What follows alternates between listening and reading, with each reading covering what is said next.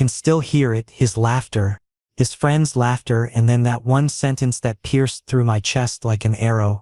Honestly, Jesse was never this dramatic. I stood there, frozen by the kitchen doorway, coffee mug trembling in my hand, something inside me breaking in a way it had never broken before. That was Benson, my fiancé, my everything, sitting in the living room with his college friends, and Jesse's name kept coming up. Jesse, his ex, the guy Benson always called ancient history, but the smile on his face right now didn't look ancient at all. It looked fresh, it looked fond. You know what I mean, right? Benson said, taking a sip of his beer, leaning back like he owned the world. Jesse never sweated the small stuff. He was so chill about everything. But Marco, he let out this long, theatrical sigh. Like talking about me exhausted him. Marco finds problems in literally everything. I thought maybe he'd glance over. Maybe he'd realize I was standing right there, within earshot. But no, his friends laughed. That easy, careless kind of laughter that comes when you're making fun of someone who isn't there to defend themselves. Except I was there, and Benson laughed too. That comfortable laugh that said he'd forgotten I existed.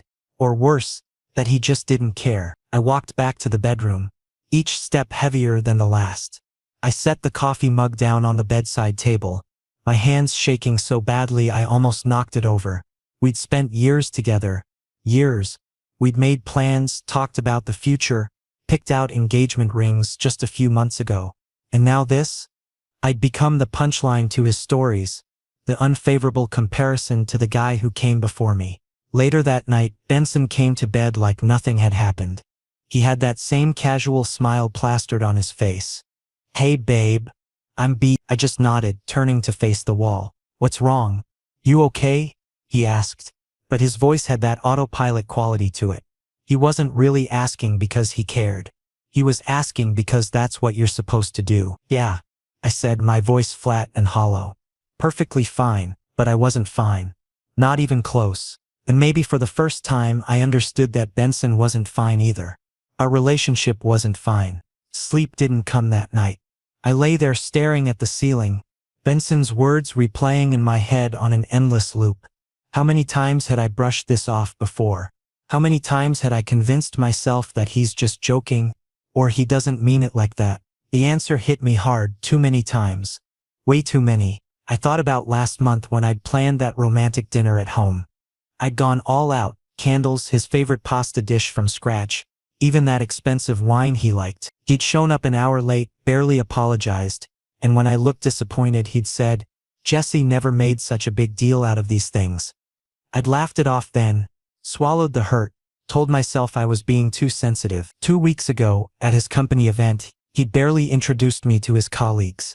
Just a quick, "Oh yeah, this is Marco," before turning back to his conversation. I'd stood there like a prop, invisible. I knew from stories that when Jesse used to attend those events, Benson would introduce him with pride, with excitement. Me? I was just there. Optional. Forgettable. Even our engagement had felt off, looking back now with clear eyes. When he'd proposed, I'd been over the moon. But his friends' reactions had been lukewarm at best. Derek had said, "About time, man," but there was something in his tone that didn't sit right. Raiden had just clapped him on the back and changed the subject. Nobody seemed genuinely happy for us. I rolled over, careful not to wake Benson, and stared at the engagement ring on my finger. The metal felt heavy suddenly, like it was weighing me down instead of lifting me up. When had I become so small in this relationship? When had I started accepting crumbs and calling it love? The worst part wasn't even the comparison to Jesse. It was the realization that Benson didn't see me. He saw someone he could mold into whatever he needed at the moment. Someone who wouldn't complain, who'd always be there, who'd shrink themselves to fit into the spaces Jesse had left behind. I remembered our third date, when Benson had told me about his breakup with Jesse. "It just didn't work out," he'd said, seeming genuinely sad. "But I've moved on. I'm ready for something real now." I'd believed him. I'd thought I was that something real. But lying here in the dark, I wondered if he'd ever really let Jesse go, or if I'd just been a convenient replacement he could criticize for not being identical to the original. My phone buzzed on the nightstand. A notification from Instagram. Benson had posted a photo from tonight, him and his friends raising their beers, all smiles. The caption read, "Good times with the boys." Some things never change. I wasn't in the photo. He hadn't even mentioned I was home. It was like I didn't exist outside of these four walls, outside of the role I played when he needed someone to come home to. I set the phone down and felt something shift inside me. Not anger exactly, though that was there too. It was more like clarity. That awful sharp clarity that comes when you finally see the truth you've been avoiding. This wasn't love. This was convenience. This was Benson wanting the security of a relationship without actually investing in one. And I'd let it happen because I'd been so desperate to be chosen, to be enough, that I'd accepted being treated like I was neither. Morning light started creeping through the curtains, gray and cold. Benson was still asleep, peaceful and unbothered. Why wouldn't he be? In his world, everything was fine. He had a partner who didn't push back, who absorbed every careless comment, who'd convinced himself that being compared unfavorably to an ex was just part of the deal. But something had changed in me overnight. That switch in my brain that had been stuck in the accept everything position had finally flipped. I didn't have answers yet. I didn't know what I was going to do. But I knew one thing with absolute certainty. I couldn't keep doing this. I couldn't keep being the person Benson settled for while he held on to the ghost of someone else. As I watched him sleep, I felt the strangest mix of emotions. Sadness for what I thought we had, anger at how long I'd let this go on. But underneath it all, there was something else. Something that felt almost like relief. Because pretending was exhausting and maybe, just maybe, I was finally ready to stop. The next morning arrived with a heaviness I couldn't shake. I woke before Benson, which was unusual. He was always the early riser, the one who had his routine down to a science. But today I found myself awake at dawn, staring at the man beside me like he was a stranger. In some ways, maybe he always had been. When he finally stirred, he went through his morning routine like clockwork. I watched him from the bed as he stood in front of the mirror, fastening his watch. That watch. My stomach twisted when I recognized it, the silver one with the blue face. Jesse had given it to him for his birthday 2 years ago, back when they were still together. Benson wore it every single day. How had I never noticed before? Or had I noticed and just chosen not to see? I got up and headed to the kitchen, needing something to do with my hands. "Want breakfast?" I called out, already pulling eggs from the fridge. "Nah. I'll grab something out," he said, appearing in the kitchen doorway as he adjusted his collar.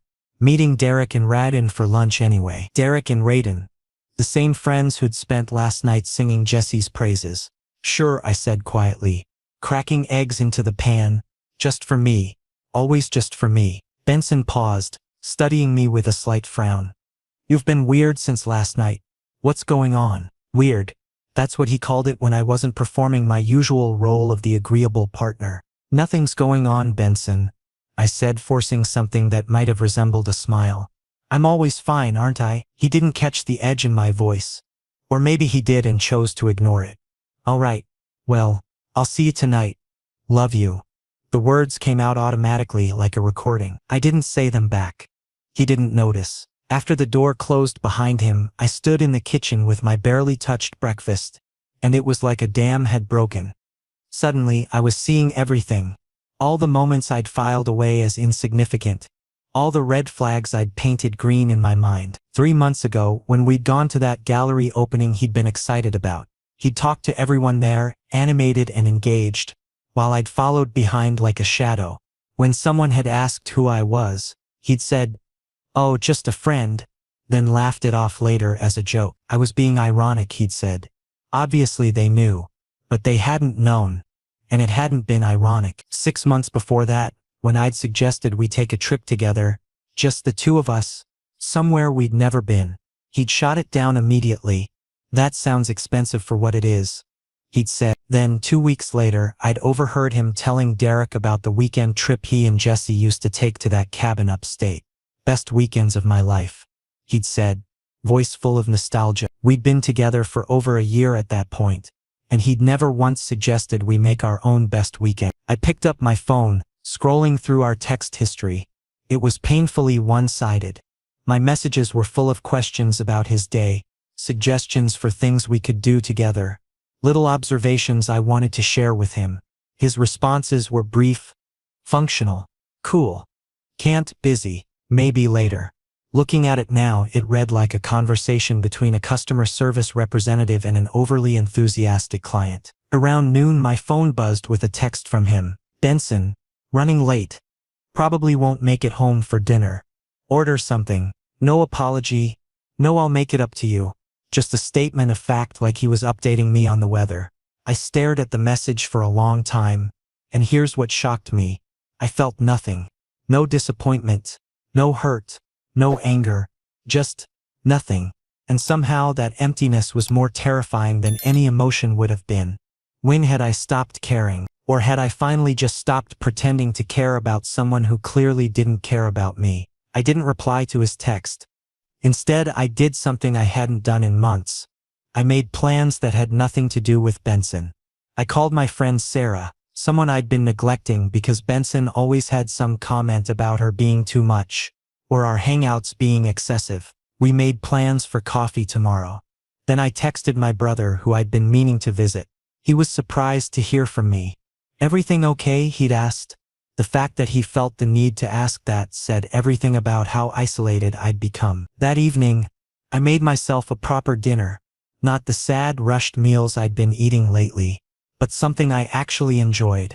I set the table for one, poured myself a glass of wine, put on music Benson always complained was too loud, and sat there in the quiet eating slowly, tasting everything. It was in that moment, sitting alone in the apartment we shared, that I realized I'd been alone for much longer than just tonight. Benson's physical presence had never really meant companionship. I'd been keeping myself company all along, just with the added burden of someone else's indifference weighing me down. When he finally came home around 10, I was reading on the couch. He looked tired, a little drunk, smelling like beer and cologne that was too strong. Hey, he said, dropping his keys on the counter with a clatter. You eaten hours ago, I said, not looking up from my book. Cool. He headed toward the bedroom, then paused. You mad about something? The question was so absurd I almost laughed. Mad about something. Like there was one specific thing I could point to, one isolated incident that had brought us here. How could I explain that it wasn't about being mad? It was about waking up from a dream I'd been forcing myself to stay in. No, Benson, I said, finally meeting his eyes. I'm not mad. Good, he said, misunderstanding completely. 'Cause I'm too tired for drama tonight. Drama. That word again. As if having feelings, having expectations, having any kind of emotional response to being treated like an afterthought was dramatic. He disappeared into the bedroom, and I heard the shower start a minute later. I sat there with my book, not really reading anymore, just staring at the words on the page. They blurred together, meaningless. Tomorrow, I decided, I would start making changes. Small ones at first. I'd stop waiting for him to notice me. I'd stop shrinking myself to fit into the shape he wanted. I'd stop accepting maybe and later as answers to reasonable requests for basic partnership. Tomorrow, I would start choosing myself. But tonight, just for tonight, I let myself sit with the sadness of it all. The death of what I'd hoped we could be. The mourning of time I couldn't get back. The grief of loving someone who'd never really seen me at all. 3 days passed in this strange new limbo. Benson and I existed in the same space but lived separate lives. Like roommates who barely knew each other. He didn't seem to notice the shift, or if he did, he didn't care enough to address it. I'd stopped initiating conversation. Stopped asking about his day. Stopped trying. On Thursday afternoon, my phone lit up with a message that caught me off guard. Benson, can we meet at Corner Cafe tonight? Around 6? Need to talk. My heart did this uncomfortable jump. Benson wasn't the we need to talk type. He was the ignore problems until they disappear type. This was new territory and I wasn't sure what it meant. Me. Okay, I arrived 15 minutes early, ordered a black coffee and chose a table in the corner where I could see the entrance. My hands were unsteady as I wrapped them around the warm cup. What was he going to say? Had he finally noticed the distance? Was this the beginning of the end? Or was he going to try to fix something he didn't even realize was broken? The cafe door opened, and I looked up expectantly. But it wasn't Benson. A guy walked in, tall with an athletic build, wearing a brown leather jacket that looked worn in all the right ways. He had this presence about him, confident but not arrogant. Sharp jawline, kind eyes the color of honey, dark hair slightly messy like he'd been running his hands through it. He approached the counter, ordered something in a voice that was warm and genuine, thanked the barista by name. As he turned to wait for his drink, our eyes met. It lasted maybe 3 seconds. Maybe less. But in that brief moment, something happened that I couldn't quite explain. It wasn't attraction, or not just attraction. It was more like recognition, like seeing someone and thinking, oh, there are still people in the world who look at other people like they matter. He smiled. Small, polite, the kind of smile you give a stranger when you accidentally make eye contact. Then he collected his coffee and settled at a table across the room, pulling out a laptop. I should have looked away, should have gone back to watching the door for Benson. But I found myself glancing over, noticing small things. The way he seemed completely absorbed in whatever he was working on. The way he'd occasionally pause, stare out the window thinking. There was something peaceful about him, something settled. 20 minutes later, Benson finally showed up. No apology for being late, just mild irritation creasing his forehead. Traffic was insane. You wouldn't believe it. Right, I said softly. I'd stopped believing his excuses somewhere around the 100th time I'd heard them. He sat down, didn't ask if I wanted anything else to drink, didn't really look at me properly, just launched right in. Look, Marco, I've been thinking. I feel like you've been making things harder than they need to be lately. Making things harder. Not I've noticed you seem unhappy or is something wrong. Just an accusation dressed up as an observation. Harder how? I kept my voice level, curious where this was going. You're just so sensitive about everything. Like you take everything personally. He ran a hand through his hair, looking genuinely frustrated. Jesse never did that. He understood that life isn't perfect, that people make jokes, that not everything is some deep, meaningful statement. There it was again. Jesse. The gold standard I'd apparently been failing to meet. I set my coffee cup down very carefully on the table. My hands wanted to shake, wanted to throw something, but I kept them steady through sheer force of will. Can you stop comparing me to your ex? Benson blinked, clearly surprised by my directness. I'm not comparing. You are, I interrupted, and my voice came out stronger than I expected. Clearer. You do it constantly, in front of your friends. Here, right now. Every single time I don't you want me to. You hold Jesse up like some perfect example of how I should be. That's not, I'm just saying he had a different perspective. No, Benson. I leaned forward, making sure he couldn't avoid my eyes this way. You're saying he was better. That he was easier.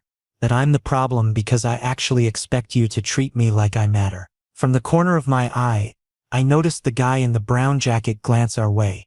He quickly looked back at his laptop, but there was something in his expression, concern maybe, or recognition of an uncomfortable situation. Benson's face had gone through several shades of emotion.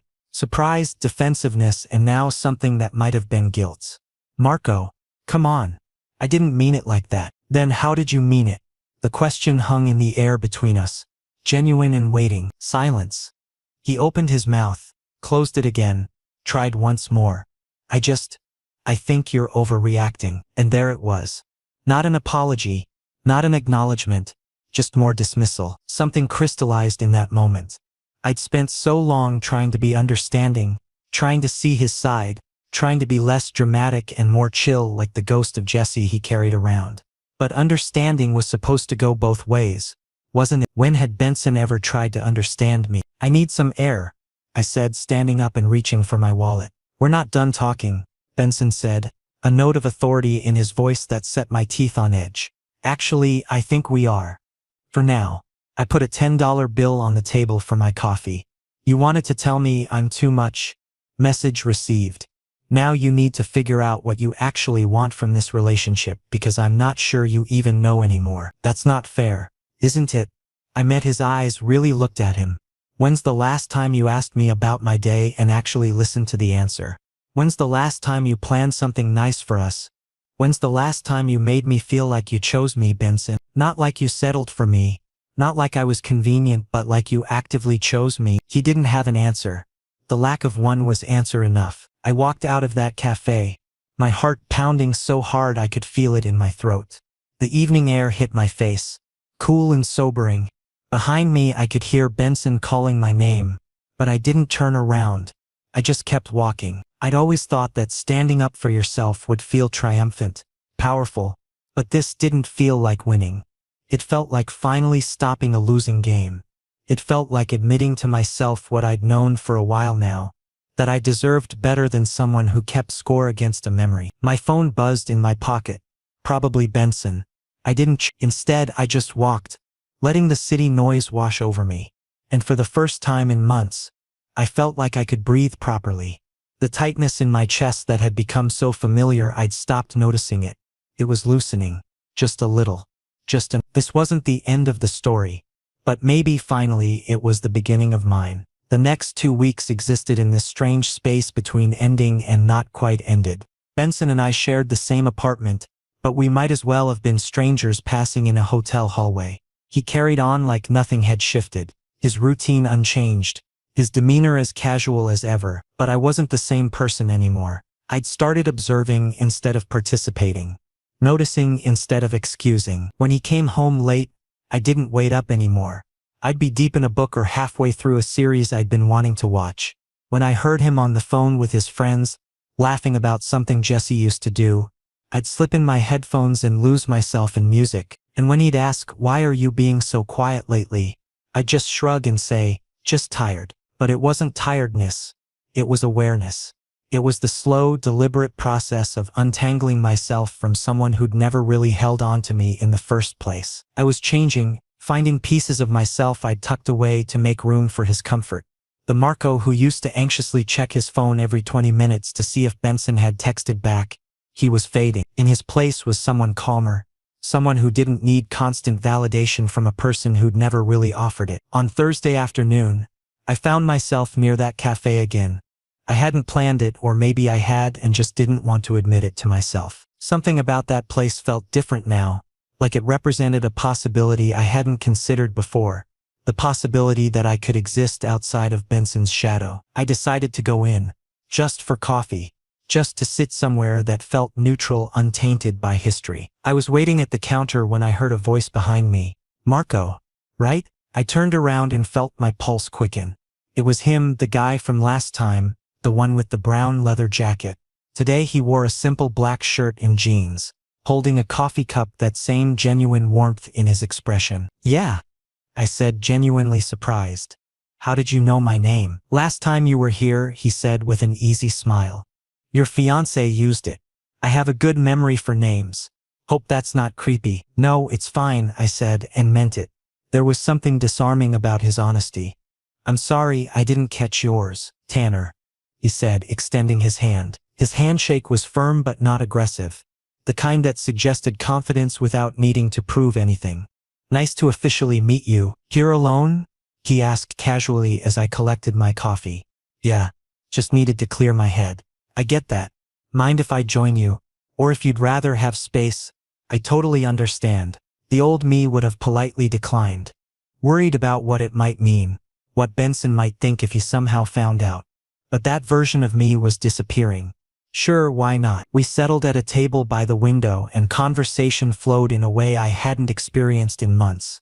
Tanner told me he was a freelance photographer, traveling for work more often than not, capturing everything from corporate events to intimate weddings. I talked about my marketing job, the projects I was working on, the parts of it I actually enjoyed versus the parts I just tolerated. What struck me most was how he listened.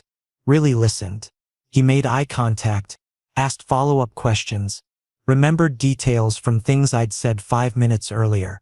It was such a stark contrast to Benson's distracted nods and non-committal grunts that I almost didn't know how to handle it. "You're engaged, right?"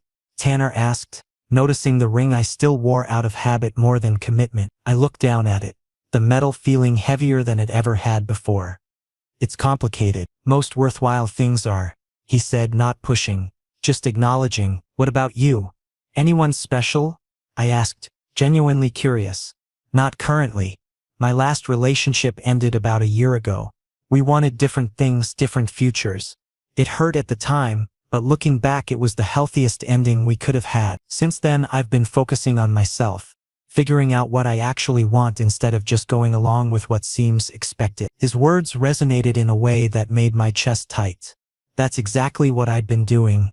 going along, bending, adjusting, all to fit into a relationship that had never really fit me. We talked for over an hour, touching on everything from childhood dreams to adult realities, from the feeling of losing yourself in someone else, to the terrifying freedom of finding yourself again. When I finally checked my phone and realized how much time had passed, I felt almost guilty for enjoying myself this much. I should probably head out, I said, standing reluctantly. This was nice, Tanner said, standing as well. If you ever want to grab coffee again or just talk, I'm usually here Thursday afternoons and weekend mornings. I smiled, and it felt genuine in a way my smiles hadn't felt in weeks. I'll keep that in mind. When I got home, Benson was in his usual spot on the couch, eyes glued to the television, barely registering my entrance. Where were you? He asked, tone flat, not even looking away from the screen. Out, had coffee, I said simply. By yourself? Yeah. He made a non-committal sound and turned back to his show. No further questions, no real interest, just checkbox concern. The bare minimum required to maintain the illusion of caring. I went to the bedroom, sat on the edge of the bed and let myself feel it all. The relief of being heard by someone, the sadness of realizing how long it had been since Benson really saw me, the emerging hope that maybe there was something better waiting if I was brave enough to reach for it. For the first time, I didn't feel guilty about the distance growing between us. I didn't feel the need to bridge the gap, to try harder, to be better, because the truth was becoming clearer with each passing day. This relationship wasn't failing because I wasn't enough. It was failing because Benson had never really wanted me.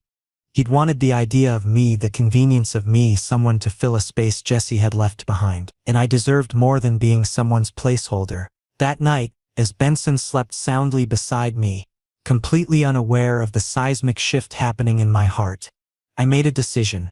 Not a rash one, not an emotional one, but a clear-eyed, sober assessment of what I needed to do. I needed to leave, not just physically, but emotionally, mentally, completely.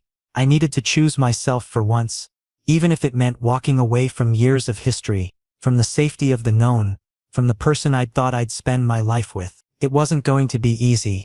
It was probably going to hurt like hell. But staying, continuing to shrink myself, to accept less than I deserved, to live in the shadow of someone who'd never really been mine to compete with, that would hurt more. So I decided, not tomorrow, not next week, but soon, very soon, I would choose peace. I would choose myself. And for the first time in longer than I could remember, that decision didn't scare me. It freed me. Benson noticed. It took him nearly a week, but he finally caught on that something fundamental had shifted. I'd become distant in a way that even his considerable ability to ignore problems couldn't overlook anymore. The realization seemed to hit him on a Friday evening when I declined his suggestion to order our usual pizza and watch a movie. Let's go out to dinner, he said, putting actual effort into his smile. Somewhere nice. You pick the place. I have work to finish, I said, not looking up from my laptop. Tomorrow then? Saturday night. We haven't done anything together in forever. I finally met his eyes, seeing something there I hadn't seen in months. Actual concern, or maybe just fear that his comfortable arrangement was coming apart. We need to have a real conversation, Benson. His expression shifted immediately, defensive walls going up. A conversation about what? I closed my laptop slowly, deliberately. About us. About what this relationship has become. If this is still about the Jesse thing, I already said I was just joking. This isn't about Jesse. I interrupted, keeping my voice level despite the emotions churning inside me. This is about how you make me feel every single day. Small. Insufficient.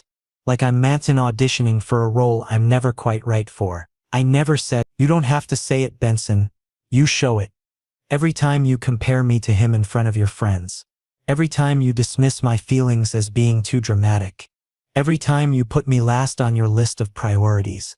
I've spent months trying to prove I'm enough, and I'm exhausted. I'm done trying to be someone I'm not just to meet a standard you won't even articulate. For the first time since I'd known him, Benson looked genuinely speechless. His mouth opened and closed, searching for the right comeback, the perfect excuse, but nothing came. I pulled off the engagement ring, feeling its absence even before it left my finger. I set it carefully on the coffee table between us, the small sound it made somehow deafening in the silence. Keep this, I said, my voice steady with a finality I hadn't known I possessed. I need time to think. We both do. Marco, wait. Now there was panic in his voice. Real emotion breaking through for the first time in recent memory. You're not thinking clearly. Don't make a decision you'll regret. I'm not, I said, standing and heading toward the bedroom. For the first time in a long time, I'm thinking perfectly clearly.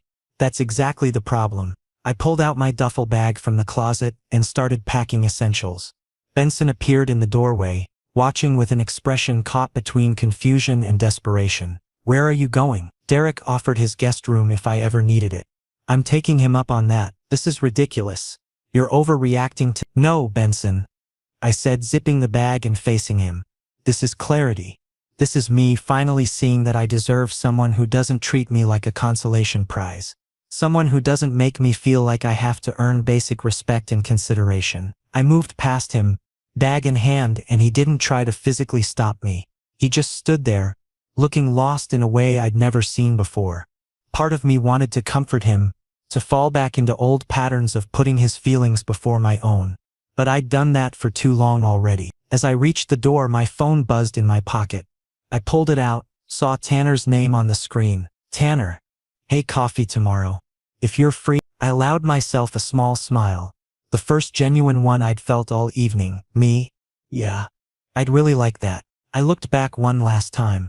Benson stood in the hallway, watching me leave, probably still not fully understanding how we'd arrived at this moment. But I understood. I understood perfectly, and that's why I didn't turn back. Why I walked out that door, got in my car, and drove away without a single glance in the rearview mirror. Because sometimes loving yourself means walking away from someone who's never gonna love you the way you deserve. Sometimes it means choosing the unknown over the familiar. Sometimes it means being brave enough to believe that peace is possible, even when it requires leaving everything comfortable behind. Derek's apartment was across town, and the drive gave me time to process what I'd just done. Part of me expected to feel regret, to want to turn around and take it all back. But as the miles passed, all I felt was lighter, like I'd been carrying something heavy for so long that I'd forgotten what it felt like to stand up straight. Derek answered the door before I could knock, like he'd been waiting. Maybe he had been. He took one look at me, at the bag in my hand, and just nodded. Guest room's all yours, he said. No questions, no judgment. Just rest. Thank you, I managed, voice thick with emotions I'd been holding back.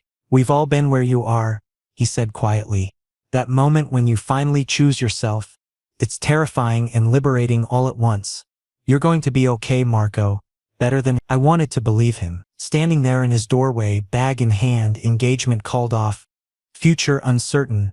I wanted desperately to believe that this pain was temporary, that clarity would lead to healing, that choosing myself was the right decision even when it felt like the hardest one I'd ever made. That night, lying in Derek's guest bed, staring at an unfamiliar ceiling, I felt the full weight of what I'd done. The ending of a relationship, yes. But more than that, the ending of a version of myself who'd thought love meant sacrificing who you are. My phone lit up one more time before I turned it off for the night. Another message from Benson. Probably the 10th one since I'd left. Benson, I can change. Just come home and we'll talk about this. Please. I didn't respond, because talking had never been our problem. Our problem was that Benson had never really listened, and I'd never really demanded that he should. But I was listening to myself now, and what I heard was clear. I deserved better. I deserved someone who chose me first, not someone who only noticed me when I was walking away. Tomorrow I'd meet Tanner for coffee. Tomorrow I'd start figuring out what came next. Tomorrow I'd begin the work of rebuilding myself. But tonight, I just let myself feel it all. The grief, the relief, the fear, the hope. All of it, because feeling it meant I was finally truly alive again. Derek's guest room became my sanctuary. Small but comfortable, it was the first space in years that was truly mine. No compromises, no adjustments, no walking on eggshells around someone else's mood. The first night was strange, lying there in the quiet, but it was a good kind of strange, peaceful. The next morning I met Tanner at the cafe. The same cafe where everything had started to crystallize, where I'd first realized that conversations could feel effortless, that being heard was supposed to be the baseline, not the exception. We both knew this wasn't just casual coffee between acquaintances. There was an understanding between us, unspoken but clear. "You did the right thing," Tanner said after I'd told him everything. The confrontation, the ring on the table, walking out. "I keep waiting to feel sure about that," I admitted, wrapping my hands around my coffee cup. "We were together for years. We'd planned a whole future.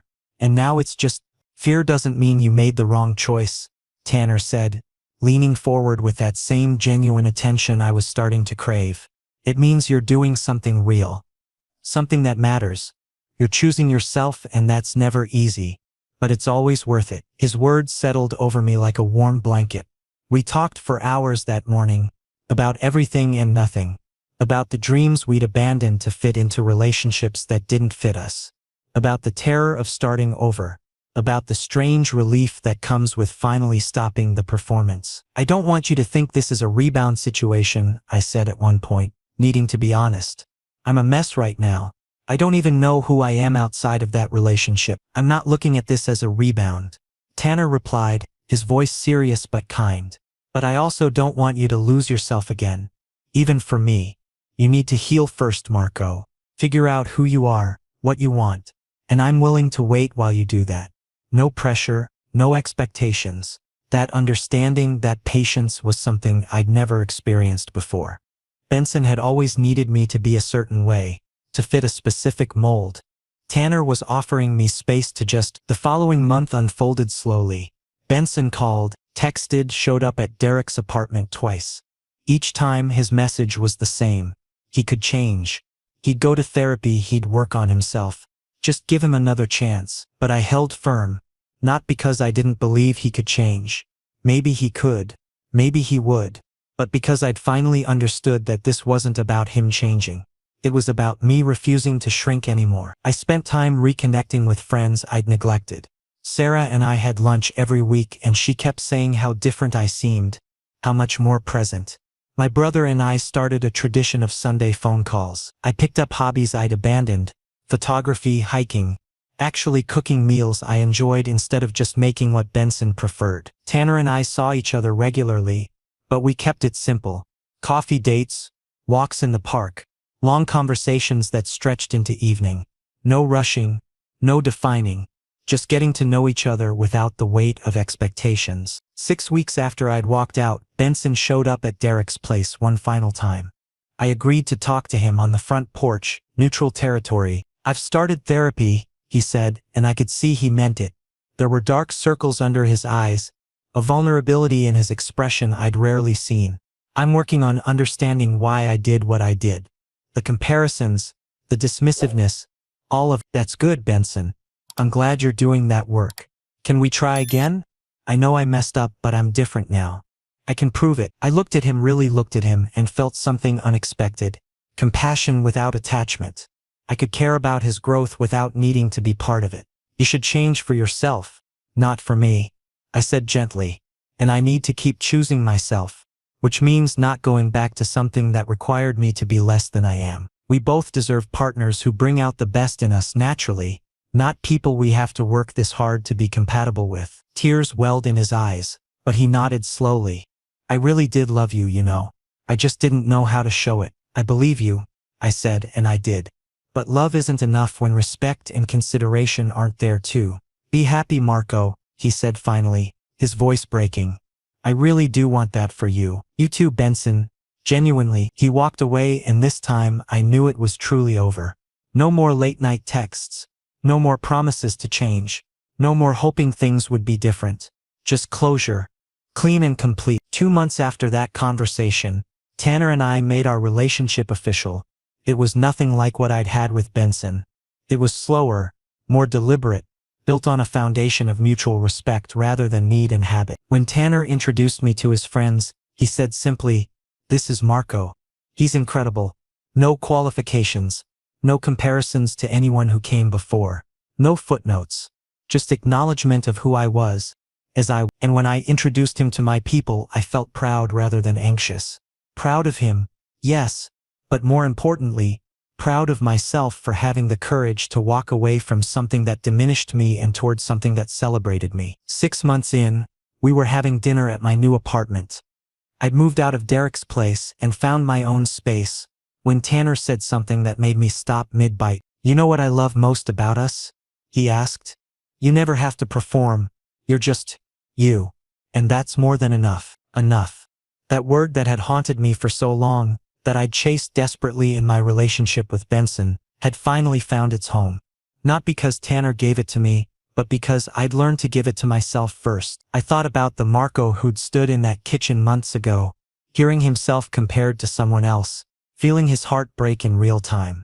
I thought about how far I'd come from that moment, not just in distance, but in understanding. Choosing myself hadn't been about being selfish. It had been about recognizing that I couldn't pour from an empty cup, that accepting less than I deserved only taught people how to give me less. That peace wasn't something to chase in someone else but something to cultivate within myself. Benson had taught me what I didn't want. Tanner was showing me what was possible. But the real lesson, the one that mattered most, I'd taught myself that the most important love story was the one I had with myself, and everything else was just an extension of that. I was finally free, finally whole, finally beautifully completely enough, just as I was.